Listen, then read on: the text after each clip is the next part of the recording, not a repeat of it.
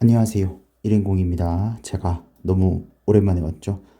근황 이런 것들은 따로 말씀을 좀 드리고 어제 유튜브를 제가 계속 모니터링은 하고 있거든요. 댓글 달리거나 하는 것들을 계속 보고 그때그때 답변을 드리려고 노력은 하고 있는데 댓글 중에 추론이란 에 관련된 얘기를 해주신 분이 계셨어요.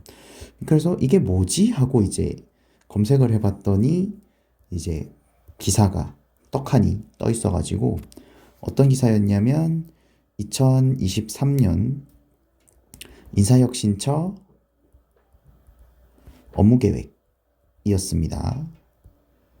여러분들이 국가직을 가시든 지방직을 가시든 매년 업무계획을 작성을 하고 제가 속해 있는 지방직의 경우에는 의회에 관련된 내용을 보고하기도 합니다. 그러니까 어떻게 보면 해당하는 부처의 전체적인 업무 방향을 알 수 있는 문서 혹은 자료라고 할 수 있는데 인사혁신처 같은 경우는 전국 전체 공무원의 인사 업무에 대한 지침을 관장하는 곳이기 때문에 브리핑도 하고 보도자료도 내고 홈페이지 누리집에 공개도 하고 하지 않았나 싶습니다. 그런데 그런 부분들을 제가 보면서 들었던 생각은 이미 우리 공무원 시험은 추론형으로 바뀌어가고 있었어요. 그런데 이전보다 뭔가 살짝 조금 더 바뀔 뿐이라는 거 좀 명심을 해주시고 일단은 너무 걱정하지 마시고요. 걱정을 하실 필요가 없고 지금까지 공부했던 것보다 결론적으로 말하면 전체적인 범위가 좀 줄어든다. 이때 말하는 범위는 뭔가 지식적인 범위를 말합니다. 범위가 줄고 절차적인 부분들에 대한 중요도가 조금 더 올라갈 가능성이 있다. 그리고 이때 이 절차적인 부분에는 시험 시간과 관련되는 부분이 있다는 것까지 알아주시면 될 것 같고, 그래서 오늘은 전체적으로 업무 보고, 인사혁신처의 업무 보고를 좀 요약해보고, 여러 가지 내용이 있었거든요. 휴직과 관련된 부분, 승급이나 호봉과 관련된 부분, 여러 가지 내용들이 있었지만 그 중에서 공채와 관련된 내용들, 그러니까 구급 공무원 시험과 관련된 부분들만 좀 내용을 뽑아보고 시사점에 대해서 좀 얘기를 해보려고 합니다. 그 다음에 방향을 어떻게 잡아야 할 것이냐. 마지막으로 어떤 교재를, 어떤 콘텐츠를 활용하면 괜찮을까 정도까지 얘기를 해보겠습니다. 어제 발표가 있었던 이후로 제가 몇몇 선생님들 중의 공지사항들이나 이런 것들을 좀 찾아봤는데 약간 잘못 이해하신 것 같은 분들도 계셔서 그 부분에 대해서 이따가 시사점에 좀 말씀을 드릴게요. 요약부터 해보겠습니다. 첫 번째는 직무적합형 시험 출제로 전환을 한다. 그렇게 해서 나왔던 내용들이 암기에 대한 비중을 줄이고 민간 출제의 경향을 반영하고 역량 중심으로 출제를 하며 이거에 대한 주요 사례로 국어와 영어가 제시가 됐습니다. 국어는 맞춤법과 한자가 제시가 됐고요. 영어는 어휘와 문법이 제시가 됐습니다. 그래서 이 내용들을 민간 어학 시험과 유사하게 가지고 가겠다. 구성을 반영하겠다라고 얘기를 했습니다. 요게 첫 번째 내용이고요. 그럼 두 번째, 이거는 자료에 직접적으로 명시가 된 건 아닙니다. 다만 이 업무 계획, 업무 보고를 가지고 브리핑을 한 내용 중에 이 내용이 있었어요. 9급에 피셋을 도입하기가 어려워서 이렇게 바꾸는 것이다 라고 돼 있고, 실제적으로 이 부분이 직접적으로 언급이 된 기사는 23년 1월 27일자 경향신문 기사였습니다. 그걸 참고해 보시면 될 것 같고요. 거기에서 인사혁신처의 인재정책과 담당자님께서 브리핑을 해주신 내용이 담겨 있었어요. 그래서 피셋을 도입하기가 어렵기 때문에 전공 과목 이외의 국어와 영어에서 이 같은 변화를 꾀하려고 한다. 이렇게 워딩이 나왔습니다. 좀 정리를 해보면, 어쨌든 이런 직무적합형, 추론형 문제에 해당 사항이 있는 거는 국어와 영어인데, 그 중에서도 맞춤법과 한자, 그 다음 영어에서는 문법과 어휘이고, 얘를 추론형으로 바꾸고 거기에 더불어서 민간 어학시험의 구성을 따르겠다. 두 번째, 보도자료에는 직접적으로 드러나 있지 않지만 브리핑 내용에 이 9급의 피셋의 도입이 어렵다. 그 말인 즉슨 국어, 영어, 한국사 공통과목 체제의 전공 과목을 결합하는 현행 체제가 상당 기간 유지가 될 것이다. 피셋의 도입이 어렵기 때문에 국어와 영어는 위에 말씀드린 이러한 변화를 주려고 하는 것이다 까지가 구급 공채와 관련된 브리핑 내용과 보도자료였습니다. 그러면 이 내용이 어떤 시사점을 갖는지 조금 말씀을 드려볼게요. 주요 시사점은 크게 세 가지입니다. 그게 세 가지인데, 이게 첫 번째는 2023년 업무 보고라는 점이에요. 그리고 두 번째, 아까 브리핑 업무 보고 자료를 보면 정확한 워딩은 이렇게 나와 있습니다. 암기식, 평가, 비중, 축소. 평가 비중이 축소된다라는 말에 조금 유념할 필요가 있고, 세 번째는 추론형 문항이 어떻게 될 것이냐, 그리고 이 추론형에 대한 문항을 민간 어학시험과 비슷하게 가지고 간다 라고 했는데, 이 부분 이렇게 세 가지에 대한 시사점을 찾을 수 있는데요. 제일 중요한 거는 이게 2023년 업무 보고라는 점입니다. 그러니까 올해 어떻게 업무를 진행하겠다 이기 때문에 당장 국가직 9급에서부터 영향이 있을 가능성이 매우 높다. 출제 보통 한 달 전에 들어가거든요. 4월달 시험이면 3월쯤 들어가요. 6월달 시험이면 4월 말쯤 들어갑니다. 그 말인 즉슨 아직 출제가 시작이 되지 않았다는 뜻이고, 국가직 9급에 영향을 줄 가능성이 매우 많습니다. 기존에 가지고 있는 문제풀이 분명히 있을 거기 때문에 거기서 추론형에 맞는 문항들을 더 골라내면 되는 문제니까요. 그래서 이 부분과 관련해서 국어 영어 선생님 중에 국가직엔 별로 영향이 없을 거다라고 생각하는 거는 조금 아니란 생각이다. 안일하게 생각하셨다라고 저는 생각합니다. 뭐 국가직에서는 크게 반영이 안 되겠지만 지방직에서는 이렇게 반영이 될 거다? 아니요. 국가직부터 반영이 될 가능성이 매우 높습니다. 왜? 2023년 올해 업무 보고니까.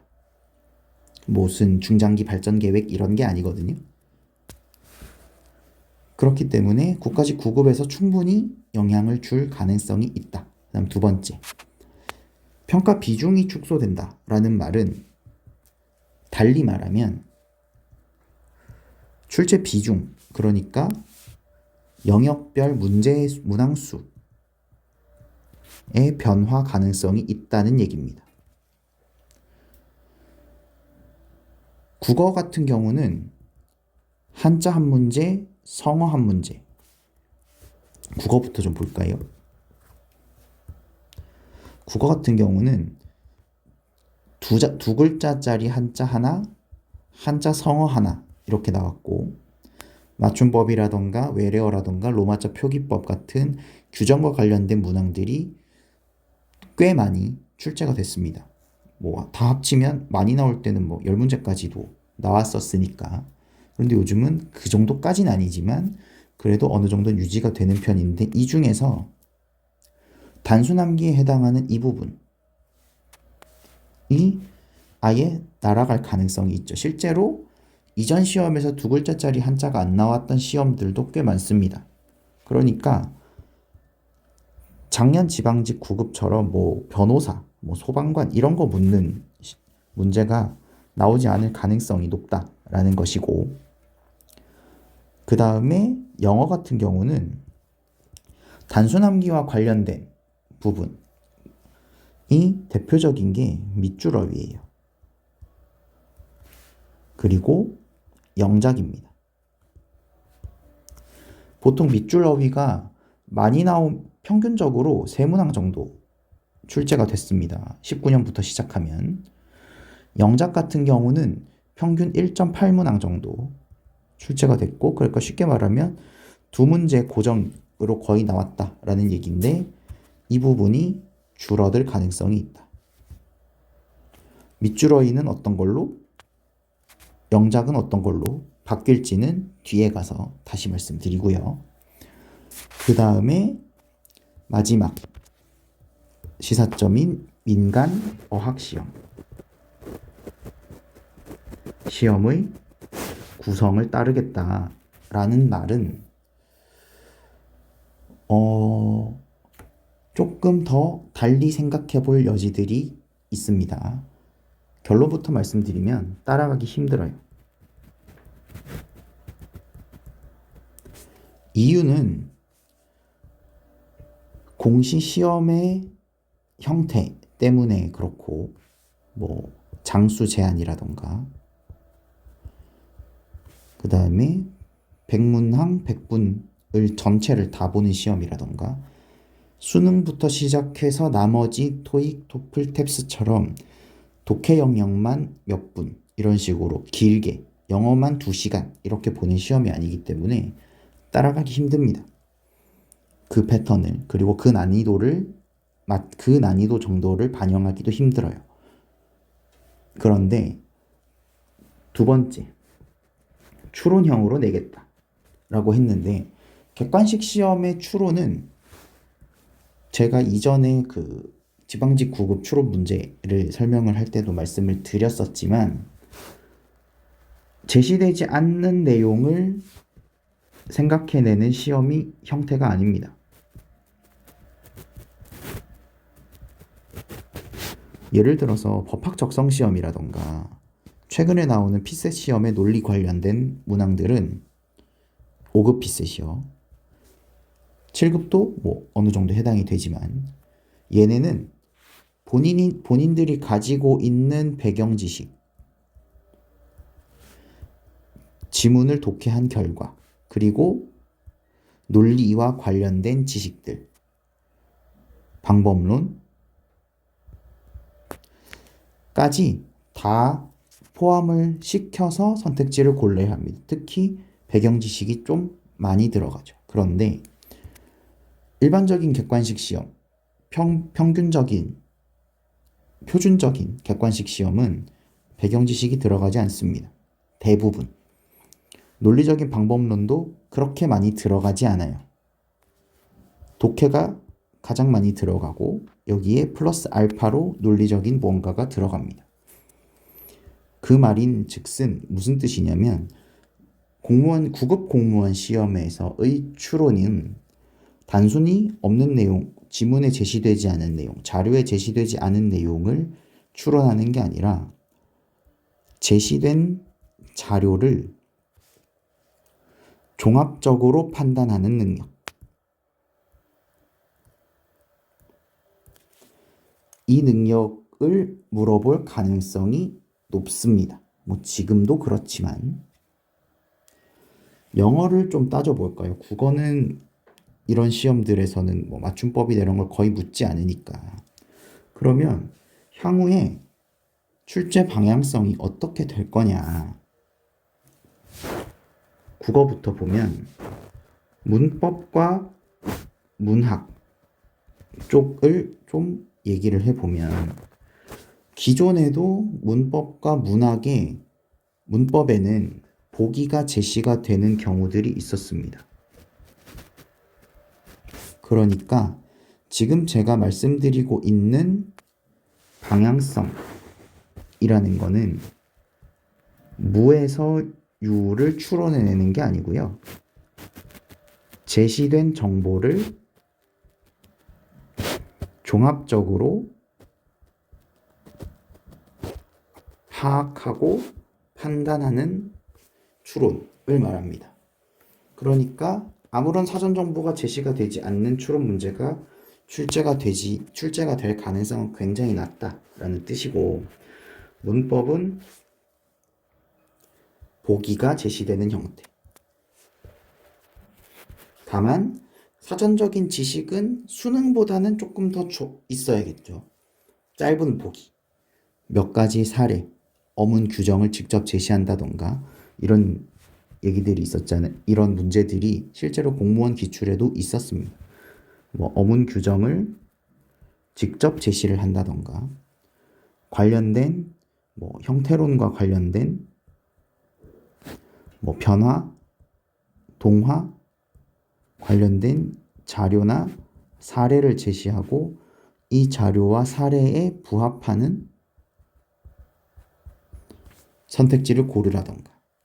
마찬가지로 문학도 보기가 제시될 수 있습니다. 이때 문학에서의 보기가 제시가 되는 것은 작품을 해석하는 기준을 제시해야 하는 거거든요.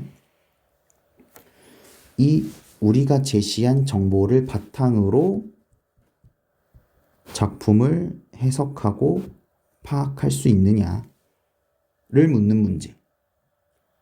문학에서 보통 최근에 공무원 시험 문학은 특히 시가문학 같은 경우에는 개념어를 그리고 표현법을 잘 알고 지문에서 해당하는 표현법과 개념어가 사용되었는지 되지 않았는지를 판단하는 문제들이 대부분이었잖아요. 소설 같은 경우는 일정 정도 내용, 제시된 정보를 가지고 내용을 파악하고 인물에 대해서 판단하는 선택지들이 출제가 되긴 했지만 시가문학에서는 그런 경우가 거의 없었습니다. 많지 않았어요. 그렇기 때문에 문학에서의 변화는 산문보다는 시가문학에서 있을 가능성이 높다. 그 다음에 문법에서는 실제로 우리가 실제 공부를 하는 과정에서 기존에는 암기를 하고 있었던 변화에 대한 이론들이나 규정들을 자료로 제시하고 여기에 부합하는 사례라던가 양상이라던가 변화 양상이라던가 뭐 합성어가 형성되는 양상이라던가 이런 것들을 고르는 형태. 앞에서도 다시 말씀드리면 제시된 정보를 종합적으로 파악하고 판단하는 능력, 그리고 적용하는 능력까지. 이런 형태로 출제가 될 가능성이 높다라고 생각합니다. 그 다음 영어 보겠습니다. 영어는 민간어학 시험이 굉장히 많잖아요. 토익도 있고 토플도 있고 탭스도 있습니다. 토익에서 뭔가 추론형이라고 부를 만한 부분은 파트 6랑 7이 있어요. 파트 6는 맥락에 따라서 어휘를 선택하는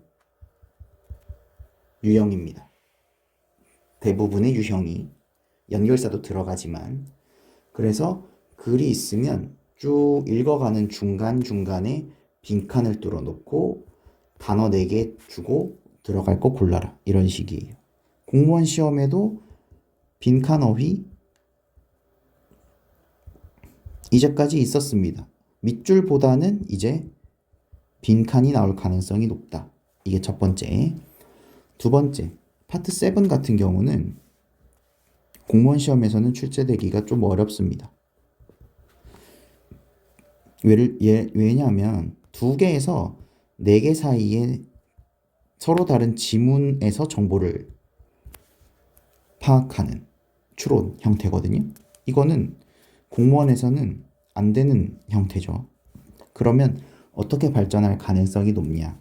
첫 번째, 내용 일치의 선지 구성이 변할 가능성이 높다.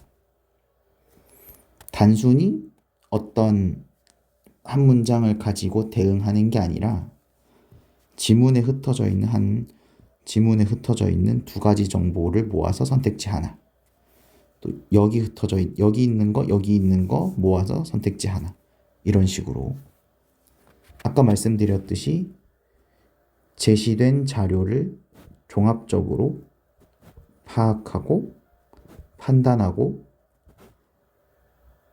적용하는 연습을 추론의 형태로 제시할 가능성이 높다. 이니까요. 결론은 첫 번째 어휘부터 말씀을 드리면, 빈칸 올라갈 비중, 어휘 문제에서 독해의 빈칸 추론 말고 시간과 관련된 문제들이 있기 때문에 지금보다 빈칸 추론의 문항수 자체를 늘리기는 어렵습니다. 빈칸, 일단 어휘부터 비중을 올리겠죠. 난이도는 최근 난이도처럼 좀 평이한 어휘 난도를 가지고 가겠지만 유형 자체를 밑줄보다는 빈칸 중심으로 낼 가능성이 높다. 그 다음 토플. 토플은 장문 독해를 기본으로 합니다.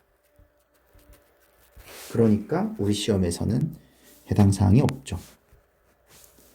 탭스 1지문 마찬가지로 이 문항의 장문 독해가 기본인데, 선지 구성을 보면 논리적인 추론을 요구하는 함정 선지들이 꽤 많습니다.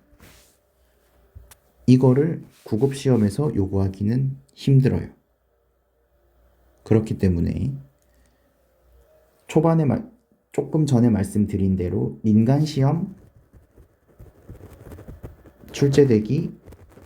민간 시험처럼 출제될 가능성은 매우 낮다. 기존의 공무원 영어에서 세부적인 요소들이 바뀔 가능성이 높다. 그리고 그거에 대한 사례는 수능에서 일부 단서를 가지고 올 수 있다. 평가원에서 제시하는 추론 유형에는 여러 가지들이 있는데, 중심 내용 파악하기에도 추론이 있고요. 글의 흐름을 파악하고 관계를 파악하는 부분에도 추론이라는 단어가 표현이 들어가 있습니다. 그리고 거기에서 이제까지 공무원 시험에 출제되지 않았던 유형들을 좀 살펴보면, 첫 번째가 함의 추론이라는 게 있어요. 지문이 이렇게 있으면 밑줄을 하나 그어놓고 이 밑줄이 뜻하는 바가 무엇인지를 고르세요. 빈칸을 집어넣는 게 아니라 빈칸이 다 채워져 있는 독해를 주고 이렇게 지문이 있는데 이 어떤 특정 부분에 밑줄을 쳐놓고 이거에 숨겨진 뜻을 찾아라. 이거 1번. 그리고 공무원 시험에 거의 출제되지 않지만 심경추론. 얘도 추론입니다. 추론형으로 분류가 되어 있어요. 평가원의 기준에 따르면. 그 다음 마지막 요약문 완성. 2019년부터 한 번도 국가직 9급과 지방직 9급에 출제된 적이 없습니다. 이거 나올 가능성이 있죠. 그리고 어휘에서 하나 더 말씀드려야 되는 게 단락형 어휘. 그냥 짧은 문장에서 밑줄 긋고 동의어 찾는 문제 말고 긴 단락을 주고 중간중간에 1번, 2번, 3번, 4번에서 밑줄 그어져 있는 이 유형도 추가될 가능성이 있다. 어휘에서는 단락형과 빈칸 어휘가 강화되거나 추가될 가능성이 있고 독해에서는 하미추론, 심경추론, 요약문 완성이 추가될 수 있는데 하미추론은 개인적으로는 가능성이 그렇게 높다고 생각하진 않지만 심경추론과 요약문 완성은 가능성이 있다라고 생각합니다. 그래서 지금 독해 같은 경우에는 출제 비중이 어떻게 되냐면 대입하기 대략 2문제, 일치 불일치 2개, 연결사 하나, 순서 삽입 제거 셋, 빈칸 둘 해서 일부 변형이 있어서 총 합쳐서 열문학이거든요. 지금 13개인데 뭐 예를 들면 일치 불일치는 1.75, 그 다음에 대입파악은 2.38, 뭐 순서 삽입 제거는 2.88, 뭐 이런 식이기 때문에 러프하게 잡은 겁니다. 대입파악, 뭐 일치, 연결사, 순서, 삽입, 제거, 빈칸 이런 식인데 이제 여기에서 뭐 이거 한 문제 줄고 이거 하나 줄고 여기에 제가 말씀드린 이 유형들이 추가될 수 있다 정도 생각해 주시면 될 것 같은데 하미추론은 여러분들한테 조금 생소하실 수 있어요. 하미추론은 조금 생소하실 수 있지만 그래도 심경추론과 요약문 완성은 뭐 몇 번 많이 봤던 거니까 크게 걱정하지 않으셔도 될 것 같습니다. 그러면 학습 방법은 어떻게 해야 되냐? 국어부터 말씀을 드리면 추론에 대한 연습은 확실히 필요합니다. 그러나 그 비중 자체가 뭐 독해 10개가 다 추론으로 출제되고 하지 않을 거예요. 국어에서 가장 중요한 거 첫 번째는 문법 비중 좀 줄이고 암기성과 관련된 거 일부 줄이고 문학과 비문학의 비중을 좀 늘려야 한다. 연습의 비중을. 이게 첫 번째입니다. 특히 연습의 비중을 좀 늘려야 합니다. 많이. 뭐 아직까지도 판매되는 교재들을 보면 혹은 듣고 계신 강의들, 커뮤니티에 올라오는 고민글들을 보면 많은 부분이 문법에 좀 치우쳐져 있는데 그렇게 하시면 안 돼요. 국가직 9급부터 어떤 체감될 만한 변화는 분명히 있을 거기 때문에 그리고 그 부분들을 대비하는 거는 우리가 지금 대비할 수 있는 거는 문학과 비문학을 좀 잘 해두는 것입니다. 그 다음에 저는 개인적으로 이제 두 글자 한자는 그냥 제껴도 되지 않을까라고 조심스럽게 예측을 하고 혹시 모르니까 한자 성어는 좀 필요하다. 왜냐하면 예전 수능을 보면 요즘에도 출제가 되는지는 모르겠지만 지문에 문학이나 문학 내용을 주고 여기에 적합한 한자성어를 고르라는 문제가 출제가 되거든요. 그러니까 한자 성어는 해야 되지만 두 글자짜리 한자는 이제 안 해도 되지 않을까. 그 다음에 확실한 건 앞으로는 작년 지방직 구급처럼 뭐 발 쪽 신체 부위가 사용된 뭐 한자어라던가 이런 거 슬하 이런 거 있잖아요. 그런 거는 이제 출제되지 않을 거다라는 건 조금 더 확실해진 것 같습니다. 그다음 두 번째, 지문을 정독하는 연습 반드시 하셔야 합니다.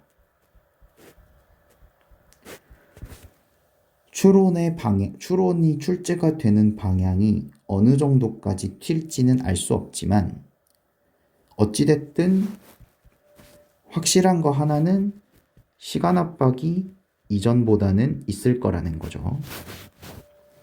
이거를 해결하는 거는 뭐 모의고사 연습, 비문학의 독해 패턴에 대한 거, 문제를 빨리 푸는 거, 문학을 빨리 푸는 방법, 뭐 필수적인 작품을 미리미리 정리해서 작품을 다 읽지 않더라도 선택지를 골라낼 수 있는 것 다 좋지만 결국 시간 압박을 탈출하기 위해서는 내가 가지고 있는 정보 처리 능력 자체가 올라야 돼요.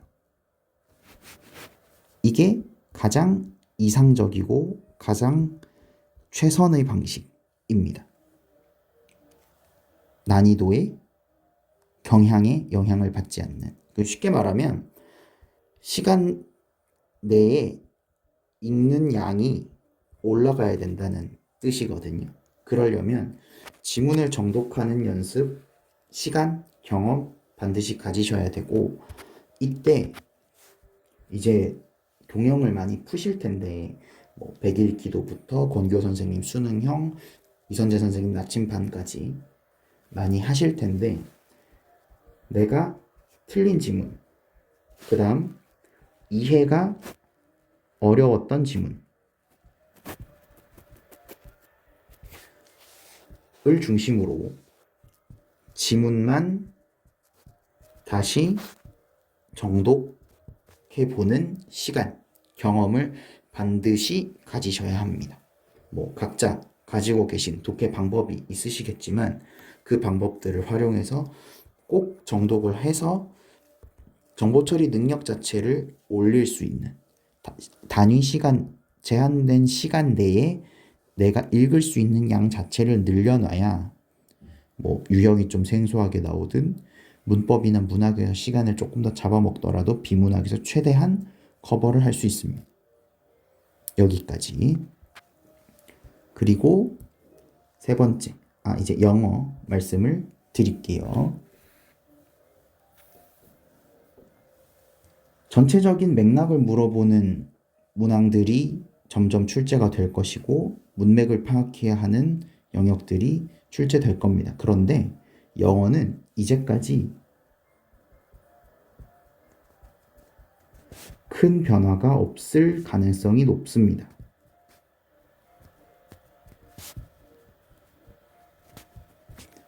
다만 세부 유형이라던가 경향의 변화,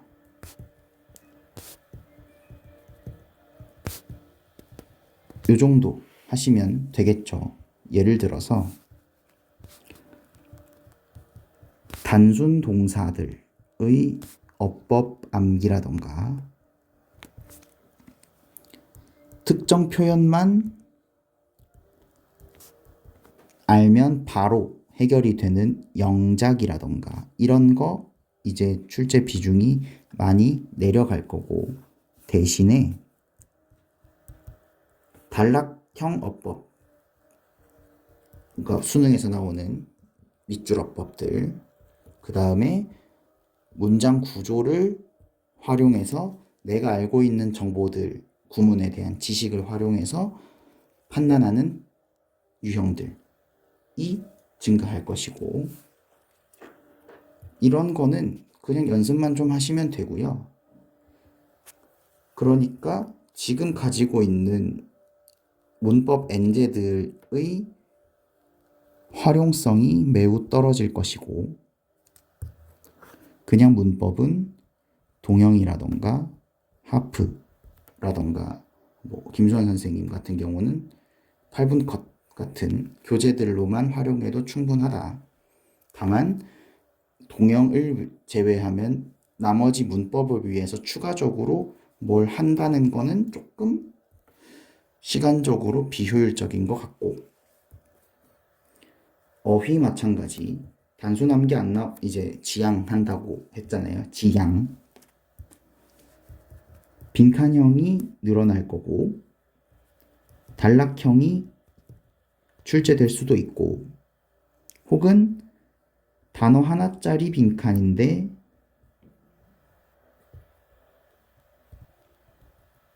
그냥 빈칸, 독해 빈칸 추론처럼 나올 수도 있고. 그러니까 이런 것들을 전부 종합해 봤을 때 영어에서 가장 중요한 거는 구문 능력이고, 두 번째가 글의 흐름을 파악하는 독해 능력이죠.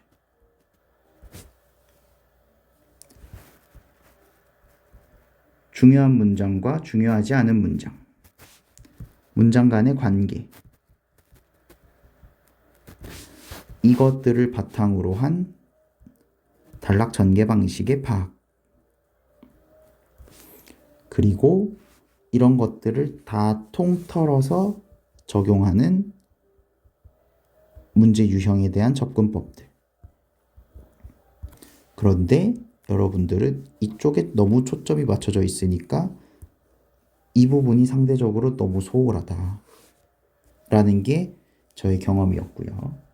그래서 마찬가지로 지문을 정독하는 훈련, 경험, 시간 투입이 필요하다라는 게 저의 생각입니다.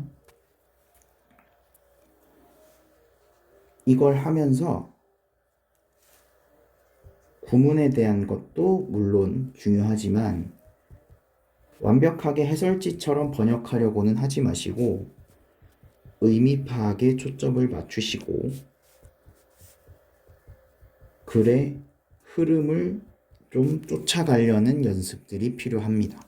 그래서 어떤 게 중요한 문장이고 어떤 게 디테일에 해당하는지, 그래서 이 구도가 어떠한 전개 방식을 가지고 있는지, 그래서 문제를 어떻게 풀 것인지에 대한 부분들을 연습을 하시면 되고, 이 개별적인 하나하나 문장을 파악하는 능력, 전개 방식을 파악하는 능력, 흐름을 따라가는 거, 의미를 파악하는 거, 부분들의